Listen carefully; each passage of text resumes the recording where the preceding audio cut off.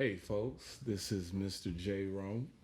I'm Leon Timbo. And I'm Torianne, and we are Beauty and the Beards.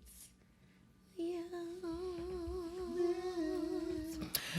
Okay, here we go. Guys, let's talk about social media. We have to. We should. We should talk about it because it's a part of everyone's lives now. Yep. We're all old enough to remember a time where it didn't exist. Yep. Yes. I remember beepers.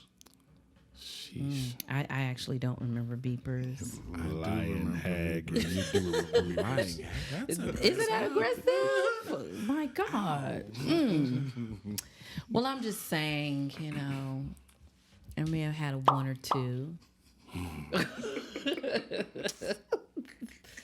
But I was, old when I had one. So anywho, anyway, social media is like a big part of everyone's lives now. Mm-hmm. You're on it, and you're engaging, or you're on it and you're watching.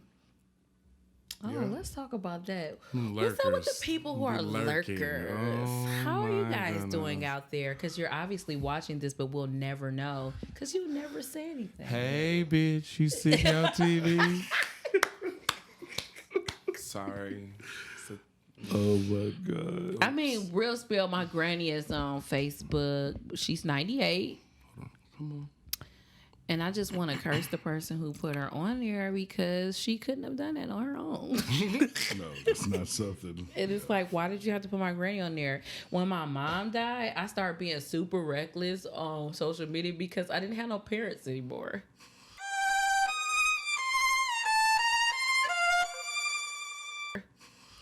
And y'all put my granny on there? This is the most morbid, happy tone I've ever heard. You put my granny on there? Real fast. Right.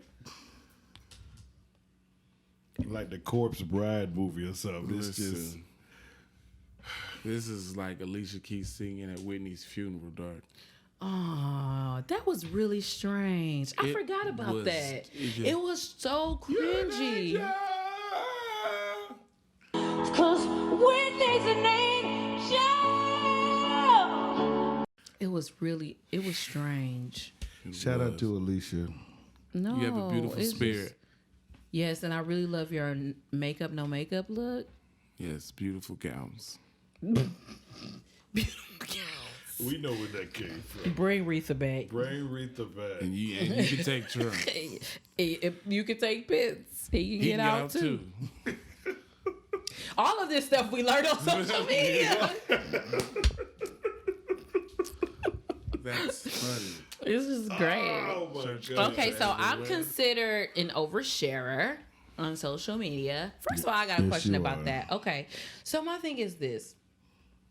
Who deems what is too much to share about my life on my page? Like, come on, guys. You can't be that controlling about what I share about I'm not sharing about your life. I'm not sharing about my own life. Why am I considered an oversharer? Well, I think it's a good starting point to know that something's always wrong with everyone. Like you are either doing too much of something, too little of something. Let's take jeans for instance. Mm-hmm. If they are too baggy, you're trying to hide something. Mm-hmm. If they are too tight, you're trying to show something. If they are medium, you're not really taking the moment seriously. So it's like there's never really any answer to this space. You're just toggling between mistakes.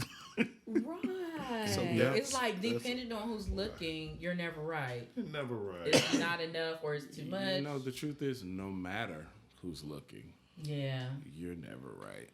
Yeah, you're how you dress, what you say, how much you say, how often you say it.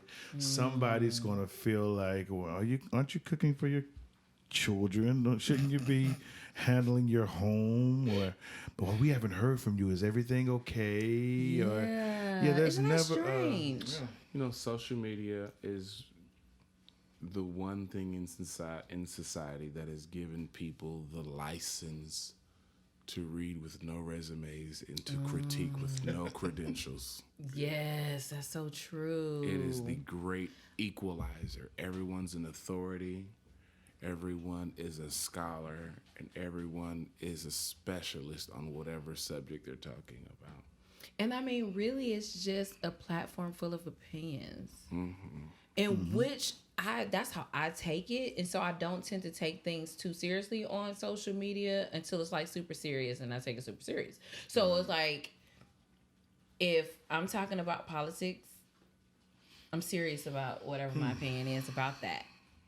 And I don't want you coming to me telling me how I'm supposed to feel about that. I want to feel the way I feel. But I do like engagement on social media. Like, if I put something up, I do like for people to kind of push back if they have a different point of view. And I actually consider it and like that. Like, unless you're being a jerk, and if you're being a jerk, then you give me an opportunity to like expose the side of myself that I actually like to expose. Yeah. You love to.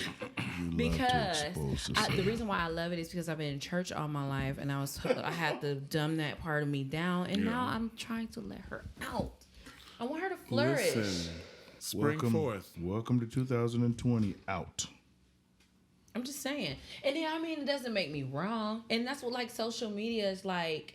I get on a lot of people's nerves, but y'all won't delete me. No, y'all continue to follow me. Oh, they need you. And why y'all be screen capturing my stuff and sending it places that you know, like, it's gonna be messy? And I mean, it's fine because I just don't. I'm not gonna say anything I can't say twice. But why do y'all be doing that? So you overshare. I overshare. I am an overshare, but to me, to my standards, I'm not oversharing at all. So like, there are so many like things in my life that I am protective over, and so I don't post those things. Yeah. But the stuff I do post, I'm not that protective over, and it might be something that you're like really hovering over in that way, but not me. True. So there are certain things about my personal life I don't care if people know.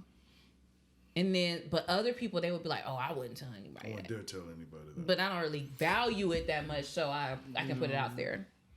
Which is a sure sign that we have a history of mismanaging each other.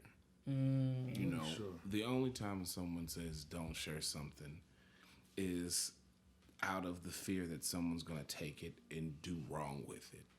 Or I don't want you to share because I don't like how it makes me feel about my stuff. And even though it's your thing and your platform and your information, I don't like the way your information makes me feel. So you shouldn't share it. Right. I think it's super important to note that social media has done to the internet what no other industry has been able to do since the reign of porn.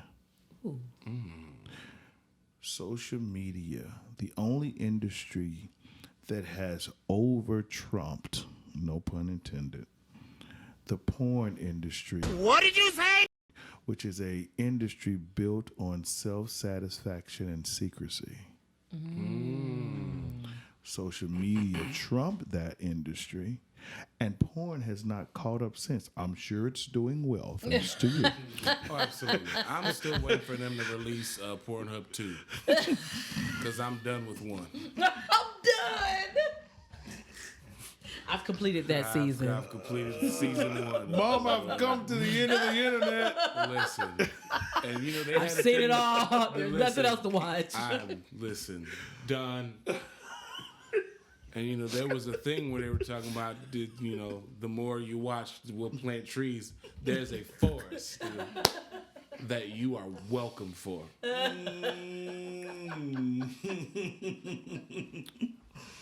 You know, we all entertain ourselves in different ways. And some of us in the same way. And some entertain ourselves in mysterious ways. This water sure is good. So, but I think it's important to note the poison of social media for it to completely overshadow an industry that is reign king for as long as we could remember, the idea of knowing your business, exchanging information with you, knowing real people, has taken the place of experiencing things with people we don't know. Like it feels that much more empowering, and the wonderment of I wonder. Like the girl next door has now succumbed to the girl I don't know anything about, but I wish I did. And shoot, the girl next door now is not physically next door. She's in Dubai. Listen. It's like the whole world is in a little box. Yeah. It's reframed what normal looks like. A little surgically enhanced box that social media has created to be surgically enhanced and hyper filtered. That's a good point, because one of the subtopics of social media has to be the fact that now, like, whereas commercials and different things on TV would shape the framework of what we consider as beauty or whatever, now you have influencers. So whatever they're doing and the access is free. So now you have children and everyone else, like the entire spectrum from, we start giving our kids like an iPad or some kind of device to play with very early on. And so they kind of come out knowing how to work an iPhone. I know my daughter came in 2009 and she was already tech savvy when she was like 1, 2, 3 years old. She already knew how to work gadgets and things of that nature. And so it changes the course of how humans are and interact. And so now here we are with social media. Instead of like the brown dial and the white dial, now you just have Instagram. Yeah. Now you have TikTok for the kids. So it's like, and everyone's on TikTok, but kids are on TikTok. And so it's like they're seeing all these things and they're framing what life is supposed to look like or be like based on what they're seeing. And I had to have this conversation with my own daughter, like, hey, this is everybody's highlight reel. Your life is probably like killer compared to some of the people that you're looking at, but you wouldn't know because you're looking at a certain thing in certain angles and certain great moments that you think edited moments. Edited moments. Like my daughter knows how to edit a TikTok like nobody's business. My daughter as well. Shout out to Aria the Great. Yeah, so we got Aria and Katie and we got Camry. They all know what to do and they're all 10. And, with more than I do. And with the pros of advancement, the con is vulnerability. For us, when you start thinking of unfortunately things like predators, there was a clear cut way to identify. First off, I don't know this person. Now that whole space of apprehension due to not knowing a person is now cut by 3/4 now, because a stranger is 2 picture likes from being a friend. Yeah. Jeez. And to young minds that don't understand the difference or boundaries, the danger. Right. They have no sense of, they have no proper spacing to consider danger anymore. Because again, like there was that whole epidemic where you had to watch people's pages who changed their profile pictures to cartoon characters because they were luring kids. Like, it created a new way to be worried and concerned for kids. And then too, it gave people who preyed on kids easy, uncontested access. Like I came up with before catfish had the name catfish. You're on back in the days of Yahoo chat rooms and AOL Instant Messenger. No one told you that going into R&B music room 9 that you were going to be singing and listening to music with people who were the age of your parents. Right. Right. You know, what's your such and such at yahoo.com? And then if you wanted to, you could take this into a private messenger chat. And then they invented the webcams. And even then, there was still some form of policing because that desktop computer was in the family room. Yeah. Right before you got into the kitchen. Right. So you had to, if you wanted to watch those 22-second clips of sample porn, you had to make sure it was at like some obscure hour at like 3:47 in the morning. Yeah. You know, on your way to the kitchen. Yeah. But now, you know, you have an iPad. You have a whole phone that has the webcam, the messenger, and it's even more accelerated. You can get someone's Apple address or someone's Google information, and you can talk to them directly real time, and with the efficiency to where you can catch their micro expressions. Back then, you move too fast, you missing a whole series of motions and intentions. But now you can see, hear, and talk, and have such an in-person experience now with someone who could be on the other side of the country. And now we have these counterfeit gateways to intimacy. Yeah. You know, you have people who are falling in love with people that they've never seen before. You know, to the point where now we have to have shows dedicated to exposing imposters. Yeah. For adults. And if we have a group of people who can pretend to be someone they're not to a whole adult, how much more vulnerable are kids? Yeah. You know, you can deceive a whole grown up into falling in love with you and making life plans, and you're not even being honest about your gender. Yeah. That's just too much. If you can lie to someone and have them believing that you are a completely different gender, you can trick a child into thinking that you're their age. Yeah. Especially if you anything is possible. You know? Yeah. At one point in time, you know, you had to watch out for neighbors or that weird uncle. Or that white van. Or that white van. Or that weird auntie. Or their weird auntie. And now it's like, it's a simple friend request. Yep. And you're in. And your children are at risk. And we all are.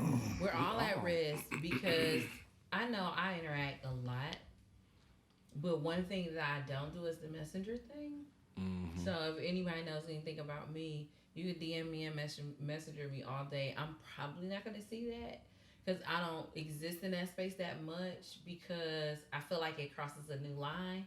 So like on a post or something, I'm interacting all day. You're absolutely right. Because even now, to consider, you know, I mean, I guess for our professions, it gives us an alternative. But for most people, sliding in someone's DMs is the equivalent of making a pass. It's hands down. You can say hi, and I'm already clear that we're somewhere else now. And next, a phone number used to be a permission slip to continue conversation. Yeah, now we've completely bypassed that. What's your IG? No, not even that. I hear you. Messenger. You can't. You don't even need access. I can video call you. I can audio call you. I can be that invasive, and I don't even have to accept your friend request for you to do it. Yep. And I just want to tell y'all, if y'all watching and you are the person who it's not okay. likes to just give people a call on Messenger or whatever the case, don't do it. Like, that's not okay. Stranger danger, my nigga. Just ask. And if you don't get a reply, it's a no. Consider it a no. Consider it a no. Consider whether it sheer fear or not, whether you see that I saw it or not, don't. And I'm going to tell you, you can call me, and I know Facebook Messenger has a thing that lets people know that I've opened and read your stuff. I don't care. If I don't want to talk to you, I'm not even going to turn it back to unread. You're going to see I looked at it, and you're going to see that I did not respond. Because today's culture, because of social media, today's culture We have no etiquette. We have no margin for space, no etiquette.